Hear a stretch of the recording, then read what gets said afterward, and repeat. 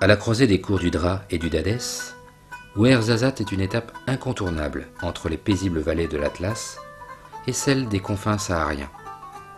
C'est une ville moderne, avec ses immeubles cubiques de couleur ocre et ses larges rues à l'occidentale.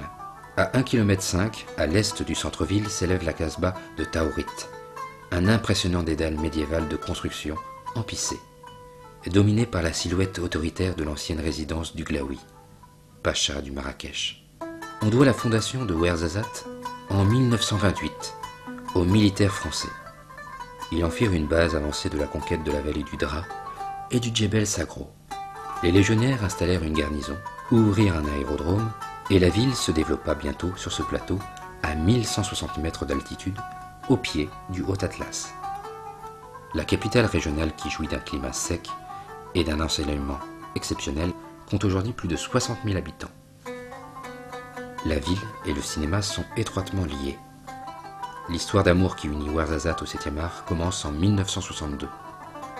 David Lean tourne alors à Het Ben Haddou, à 30 km de là, des scènes de Laurence d'Arabie. Dans les années 80, le mouvement s'accélère. Cinéastes et producteurs jettent leur dévolu sur la région. Les premiers studios sortent de terre en 1983. Depuis, la région a prêté son cadre à une trentaine de superproductions, dont Gladiator de Ridley Scott. Aujourd'hui, après la crise des années 2000, l'activité est repartie, avec l'arrivée de nouveaux studios et d'une école des métiers du cinéma. L'histoire d'amour continue.